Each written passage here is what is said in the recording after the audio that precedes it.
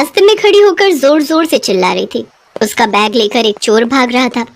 आसपास के सभी लोग ये देख रहे थे, लेकिन उसकी मदद करने के लिए कोई आगे नहीं आया। उस बैग में प्रियंका के पिता का पैसा था।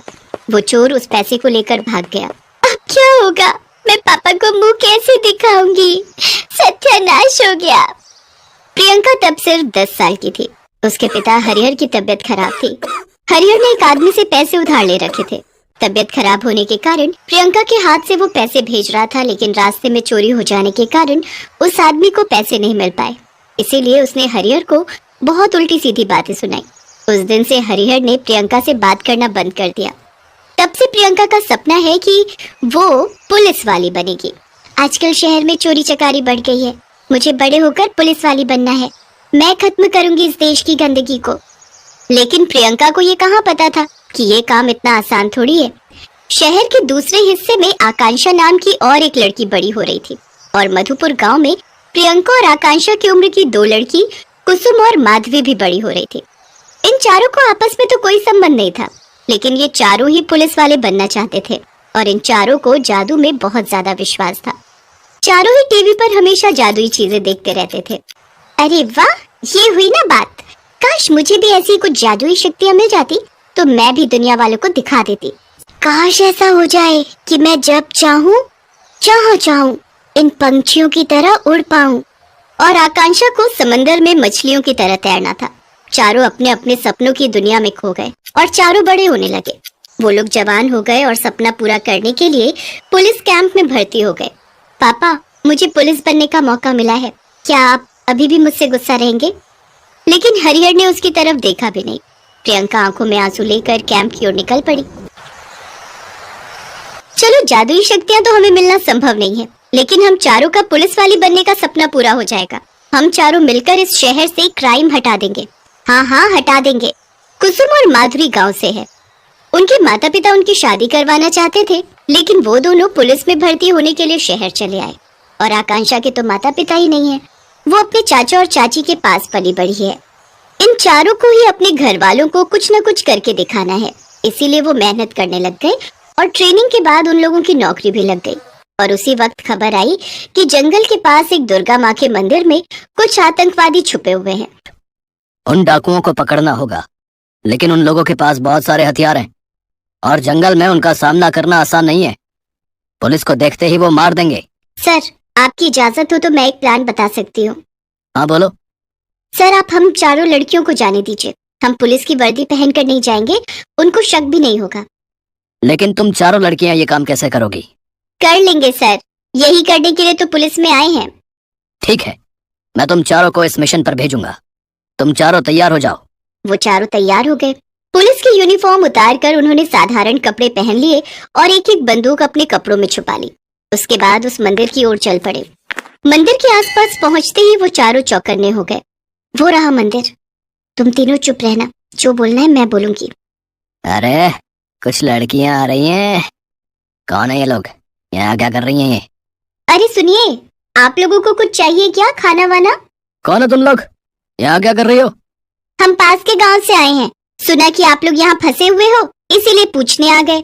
ठीक है, हमारे लिए खाना लेकर आओ। प्रियंका का आइडिया काम आ गया। प्रियंका ने बाकियों से धीमी आवाज में कहा, मुझे पक्का यकीन था कि ये लोग भूखे होंगे, इसीलिए मैंने ऐसा किया। अब अंदर जाएंगे और इन लोगों को पीछे से गोली मार देंगे। चलो साथियों। प्रियंका, आकांक्षा, कुसुम और माधुरी मंदिर में घुस गए, लेकिन तभी एक डाकू ने आकांक्षा के पास बंदूक देख ली और उसने चिल्लाकर कहा, ये सब पुलिस वाले, ये हमें धोखा दे रहे थे, मारो इनको। ये बोलकर उन लोगों ने गोली चलानी शुरू कर दी और आकांक्षा के पैर में गोली लग गई और वो नीचे गिर पड़ी। भागो यहाँ से, इन लोगों के साथ और भी पुलिस के लोग हो सकते हैं। इन चारों को तो बाद में देख लेंगे। मुझे तुम लोगों को भेजना ही नहीं चाहिए था। तुम लोगों ने उन लोगों को और ज्यादा चौकन्ना कर दिया। अब तो उन डाकुओं से जीतना असंभव है। नहीं सर, हम पर भरोसा रखिए, हम करके दिखाएंगे। लेकिन कमिश्नर साहब ने प्रियंका की बात नहीं सुनी। उन्होंने उन चारों को ही नौकरी से निकाल दिया। हम ऐसे घर नहीं जा सकते, हमारा सपना टूट गया। नहीं, घर नहीं जाएंगे, हम उन डाकुओं को पकड़ कर ही दम लेंगे। आकांक्षा भी लंगड़ाते हुए उन लोगों के साथ चलने लगी। वो लोग उसी दुर्गा मंदिर में चले आए और वहीं पर रात बिताने का सोचा। हे दुर्गा माँ, ये क्या हो गया? हमने तो पूरी कोशिश की थी, लेकिन हमारे साथ ही ऐसा क्यों हुआ? चारों रोने लगे और रोते रोते सो गए और वो चारों एक ही सपना देखने लगे। उन लोगों के सपने में स्वयं दुर्गा माँ आई। तुम लोगों ने बहुत बहादुरी का काम किया है, उन पापियों को मेरे मंदिर से भगाया है। मैं तुम चारों से प्रसन्न हूँ, इसीलिए मैं तुम लोगों को वरदान देना चाहती हूँ। प्रियंका, आज से तुम मकड़ियों की तरह कहीं भी चढ़ सकोगी और अपने हाथ से जाल बुन सकोगी। कुसुम, तुम पंछियों की तरह आसमान में उड़ सकोगी।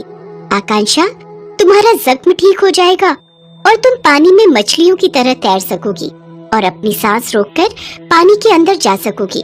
और माधुरी, तुम अपनी जादुई शक्तियों से किसी से भी सच उगलवा सकोगी। तथास्तु। सुबह हो चुकी थी। ये क्या सपना देखा मैंने? क्या ये सच है? अरे, मैंने भी तो देखा कि दुर्गा माँ मुझे वरदान दे रही थी। चारों ने एक ही सपना देखा। ये सुनकर चारों हैरान हो गए और प्रियंका ने कहा, रुको, मैं कोशिश करके देखती हूँ। ये बोलकर प्रियंका ने अपना हाथ आगे किया और उसमें से मकड़ी का जाल निकलने लगा। उसे देखकर कुसुम पंछियों की तरह उड़ने लगी और आकांक्षा का जख्म ठीक हो गया और वो पास के तालाब में सांस रोककर बैठी रही। तो अब देर किस बात की? चलो जंगल के अंदर, पकड़ते हैं उन बदमाशों को। चारों जंगल की गहराई में चले गए। वो तीनों डाकू एक पेड़ के नीचे बैठकर आराम फरमा रहे थे। उनको लगा था कि यहाँ कौन ही आएगा उन्हें ढूंढने, लेकिन ये चारों चले आए मरने। हम नहीं, तुम तीनों मरोगे। आक्रमण साथियों! प्रियंका ने अपने हाथ से जाल निकालकर एक डाकू को पेड़ के साथ चिपका दिया। एक डाकू ने नदी में छलांग लगा दिया। आकांक्षा ने भी नदी में छलांग लगा दी और मछलियों की तरह तैरकर उसे पकड़ लिया। और कुसुम ने उड़ते हुए और एक डाकू को पकड़ लिया और उन लोगों को पकड़कर वो चारों कमिश्नर साहब के पास ले गए। वाह, तुम चारों ने बहुत बहादुरी का काम किया है। ए डाकू, बता, तेरे बाकी साथी कहाँ हैं? उन लोगों का प्लान क्या है? हम नहीं बताएंगे, हमें जितना भी मार लो, लेकिन हम नहीं बताएंगे। हाँ, कोई बात नहीं सर, मुझे कोशिश करने दीजिए। ये बोलकर माधुरी ने तीनों को हिप्नोटाइज कर दिया और तीनों ने सारा सच उगल दिया। उसकी वजह से उनके सारे साथी पकड़े गए और इन चारों को पुलिस में वापस ले लिया गया। प्रियंका के पिता बहुत खुश हुए। सभी के घर वाले गर्व करने लगे और इसके बाद से इन चार जादुई पुलिस वाली ने शहर में एक भी क्राइम नहीं होने दिया।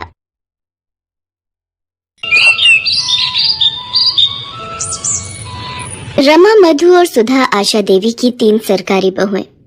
रमा पेशे से सरकारी वकील थी, मधु एक यूनिवर्सिटी में प्रोफेसर थी और छोटी बहू सुधा एक सरकारी बैंक में नौकरी करती थी। तीनों बहुएं नौकरी वाली थीं, इसलिए तीनों ही पूरा दिन व्यस्त रहती थीं। इसी वजह से रोजाना किसी न किसी बात पर तीनों बहुओं में लड़ाई हो ही जाती थी, खासकर तब जब होता था इतवार, यानी कि संडे। क्या बात है आशा जी, आज सुबह सुबह सब्जी मंडी होकर आ रही हो? आज इतवार है ना, बहू बेटे देर से सोकर उठेंगे, सोचा घर पर क्या करूं, मंडी ही हो आती हो। अच्छा, आज तो तीनों बहुओं की छुट्टी होगी। चलो बढ़िया है, तीनों बहुएं सरकारी नौकरी वाली हैं। वैसे तीनों ही काम वाली हैं तो आपस में बर्तन खड़क ही जाते होंगे। अरे नहीं, मेरी तीनों बहुओं में बहुत प्रेम है, उनमें कभी कोई लड़ाई नहीं होती। अभी तक तो सब उठकर अपना अपना काम निपटा चुकी होंगी। अपनी वकालत घर में मत झाड़ो भाभी, मैं भी बड़े स्कूल में प्रोफेसर हूँ, मुझे भी गणित आती है।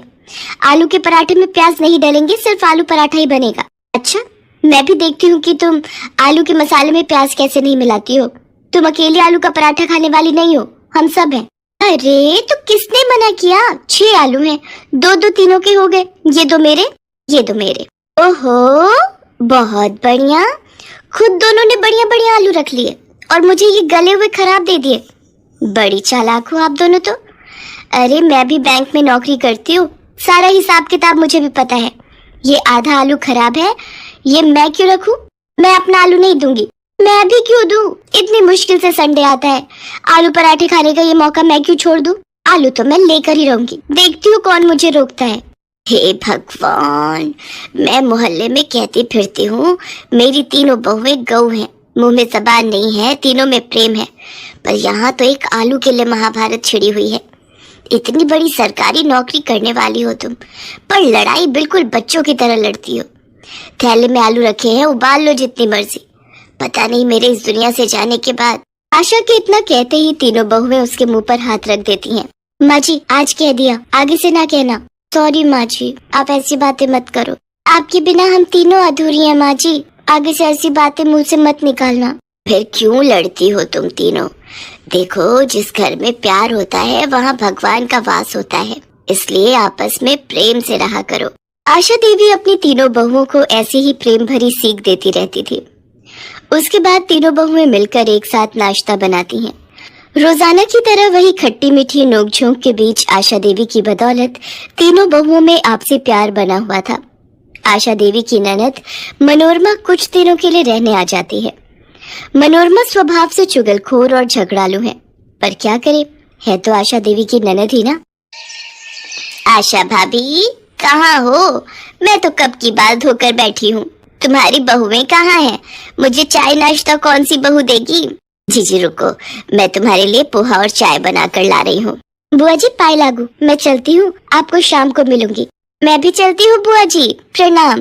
ओहो, मुझे भी आज लेट हो गया। मधु भाभी रुको, मुझे अपनी स्कूटी पर जरा बस स्टैंड तक छोड़ देना, आज कैब बुक ही नहीं हो रही। ये बढ़िया बात रही, तीनों बहू में काम पर निकल गई, अब तुम सारा घर का काम करोगी।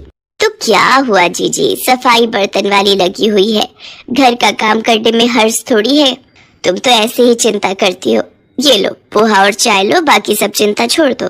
मनोरमा की बुरी आदत चुगली करने की बाज कहाँ आने वाली थी। जब आशा ने उसकी बात को अनदेखा कर दिया तो वो तीनों बहुओं को भड़काने लगी। अरे रमा बहू क्या कर रही हो? अंदर आ जाऊं? हाँ बुआ जी, ये भी कोई पूछने की बात है? आपका अपना घर है, कहीं भी आओ जाओ। अच्छा, अलमारी में कपड़े लगा रही हो? सचमुच कितना थक जाती हो। नहीं, ऐसी कोई बात नहीं है बुआ जी, वो कल मधु ने मशीन लगाई थी तो कपड़े धोकर रख दिए थे, वही तय लगा रही हूँ। अच्छा, तभी मधु का मुंह बना हुआ था, बोल रही थी सारा दिन अकेले काम में लगी रहती हूँ। वो प्रोफेसर है ना तो जल्दी घर आ जाती है, इसलिए वो ज्यादा काम करती है। अच्छा, ऐसा कहा? पर ऐसी तो कोई बात नहीं है, मैं और सुधा हम दोनों भी तो इतना काम कर लेती हैं। मधु फालतू की बातें कर रही है। रमा को भड़काने के बाद मनोरमा ने मधु और सुधा को भी झूठ मूठ की पट्टी पढ़ा दी। क्या रमा भाभी और सुधा ने ऐसा कहा? उनसे ज्यादा घर खर्च में पैसे मैं लगाती हूँ। उन दोनों की इतनी हिम्मत ये कहने की कि वो मेरे से ज्यादा घर खर्च करती हैं। आपको पता है बुआ जी, कितनी बार रमा भाभी और सुधा के जन्मदिन एनिवर्सरी पर मैंने महंगे महंगे तोहफे लाकर दिए हैं। अच्छा हुआ बुआ जी आपने मुझे बता दिया, ये दोनों मेरे बारे में क्या सोचती हैं। मनोरमा तीनों बहुओं में फूट डाल चुकी थी। तीनों बहुओं के व्यवहार में फर्क साफ दिखाई दे रहा था। ये तीनों को क्या हो गया है? आज इतवार के दिन घर में इतनी शांति कैसे बनी हुई है? रमा बहू क्या हुआ? आज रसोई में कुछ स्पेशल नाश्ता नहीं बनाना क्या? मुझे नहीं पता माँ जी, मैंने अपने और सुधीर के लिए छोले भटूरे मंगवाए थे, हमने वही नाश्ता कर लिया है। रमा भाभी बहुत ज्यादा इतराने की जरूरत नहीं है, हमने भी स्पेशल अमृतसरी कुलचे मंगवा कर खा लिए हैं। हमारा भी आज संडे है, सुनील और मैं मूवी देखने भी जा रहे हैं। मैंने भी जलेबी समोसे खाए हैं, खुद कमाती हूँ, किसी का दिया नहीं खा रही। मैंने और रवि ने हैवी नाश्ता किया है, बढ़िया। कितने दिनों बाद। ये हो क्या रहा है इस घर में? एक दूसरे से सीधे मुंह बात करने को तीनों तैयार ही नहीं है। जरूर कुछ गड़बड़ है, नहीं तो ये तीनों मेरे से इस तरह बात नहीं करती। और ये मनोरमा जी कहाँ गई है? बड़ी देर से दिखाई नहीं दे रही, लगता है कमरे में होंगी। उनकी चाय वहीं दे आती हूँ। अरे मैंने भाभी की तीनों बहुओं में ऐसी फूट डाली है, ऐसी फूट डाली है कि पूछो मत। बड़ा इतरा रही थी तीनों बहुओं को लेकर। ओह, इसका मतलब ननद जी ने मेरे घर में आग लगाई है। इनका पर्दाफाश मैं ही करूंगी। मनोरमा की आदत थी फोन पर हर बात अपनी बेटी को बताने की। आशा देवी ने एक दिन अपने मोबाइल का ऑडियो रिकॉर्डर ऑन करके मनोरमा के कमरे में रख दिया और जानबूझकर मनोरमा से बातों बातों में बात करने लगी। भाभी तुम मुझे पहले कहती तो मैं बहुत पहले ही ये काम कर देती। अब तुम अपना दुख मुझसे कह रही हो कि तुम अपनी तीनों बहुओं से तंग आ चुकी हो, उनकी सेवा करके तुम थक जाती हो। चलो अभी भी कुछ नहीं बिगड़ा है, तुम चिंता मत करो, मैं तुम्हारी तीनों बहुओं में फूट डाल चुकी हूँ। मनोरमा सारी सच्चाई बोल देती है कि कैसे उसने रमा, मधु और सुधा से एक दूसरे के लिए चुगली की थी। आशा तो यही चाहती थी कि सच्चाई सामने आए और वो मौका देखकर अपनी तीनों बहुओं के सामने अपनी ननद मनोरमा की सच्चाई सुना देती है, जिसे सुनकर तीनों बहुओं की आंखों में आंसू आ जाते हैं और वो एक दूसरे की तरफ देखने लगती हैं। मनोरमा शर्म से लज्जित हो जाती है और वापस अपने घर चली जाती है। मुझे अपनी तीनों बहुओं पर नाज है। तुमने किसी के भड़काने पर अपने ही घर में फूट डाल दी। मैं तो दुनिया से कहती हूँ मेरी तीनों बहुएं बहुत समझदार हैं, उनमें आपस में एकता है। कभी भी किसी के भड़काने में मत आना, नहीं तो घर को टूटते देर नहीं लगती। हमें माफ कर दीजिए माँ जी, आज के बाद हम ये गलती दोबारा कभी नहीं करेंगे। तीनों बहुओं में फिर से एकता हो जाती है और आशा देवी का परिवार टूटने। हेलो दोस्तों, कैसे हैं आप सब? हमारी कहानियाँ देखने के लिए हमारे चैनल को सब्सक्राइब कीजिए और हाँ, बेल आइकॉन पर क्लिक करना मत भूलिएगा।